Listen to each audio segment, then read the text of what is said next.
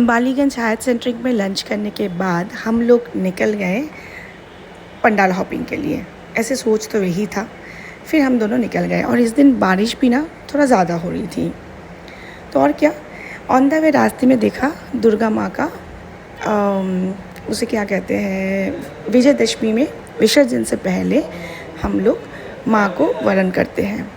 जब बाकी की जगहों पे दशहरे के दिन रावण को जलाया जाता है, उस दिन हम बंगाली अपनी बेटी माँ दुर्गा को उनका ससुराल भेजते हैं। ससुराल भेजने से पहले मतलब विसर्जन से पहले हम उनको बोरन करते हैं, जिसमें मुंह मीठा करवाते हैं, सिंदूर लगाते हैं। एक सुहागन को जिस तरीके से मायके से ससुराल भेजा जाता है, हम वो सारी रिचुअल करते हैं। तो ये अलग बात है कि मैंने खाना खा लिया था, बट फिर भी मैंने ये सारी रिचुअल मैंने कंप्लीट की। मेरे पापा एक चीज़ कहते थे मन चंगा तो कठौती में भी गंगा। और मुझे ऐसा लगा कि जब ये सारा कुछ हुआ तो इसका मतलब माँ को भी कोई दिक्कत नहीं है अगर मैं खाना खा के, ज़रूरी नहीं है कि नॉर्मली साड़ी पहन के ये सारी रिचुअल किया जाता है। हाँ ठीक है, जैसे माँ ने बुलाया है मैं वैसे ही सारी रिचुअल करूँगी। और ये रिचुअल एक सुहागन के लिए बहुत अच्छा होता है। सो बस मैंने भी पार्टिसिपेट किया। मैं उस आंटी से उनका प्लेट लिया, मैंने उसी से ये सारा कुछ रिचुअल किया।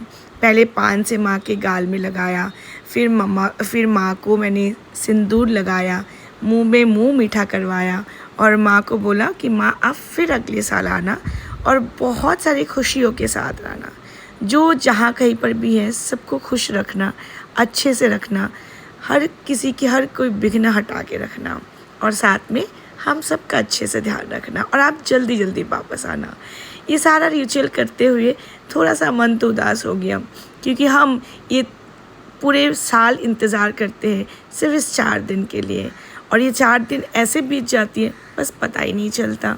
सबसे पहले माँ दुर्गा को करने के बाद मैं नीचे उतर के फिर महिषासुर मतलब माँ लक्ष्मी, माँ सरस्वती, माँ कार्तिक, गणेश, ये सब को सेम प्रोसेस से किया जाता है, जो मैंने काफ़ी आराम से और शिद्दत से मैंने किया। और दिल में ना बहुत सारी खुशियाँ हो रही थी कि माँ थैंक यू कि आप अगर आप चाहो तो कुछ भी हो सकता है। मैं ना पता है ये साल पहली बार है जिस बार मैंने अष्टमी का उपवास नहीं रख पाई थी।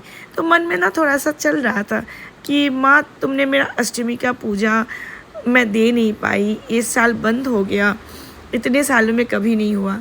और विजयदशमी का भी पता नहीं कि मैं कर पाऊँगी कि नहीं, क्योंकि यहाँ पे कोई सामान भी नहीं है, मुझे पता भी नहीं है कि यहाँ पे कोई अलाउ करे ना करे। बट सब कुछ इतना स्मूथली हो गया ना, वो कहते ना कि हम जितना भी सोचें पर होता तो वही है जो ऊपर वाले चाहते हैं। तो thank you so much Durga माँ, इतना सारा कुछ इतने स्मूथली इतनी प्यारे तरीके से करवाने के लिए। Whose lighter you taken? Back side. Oh, hi. I have a lighter to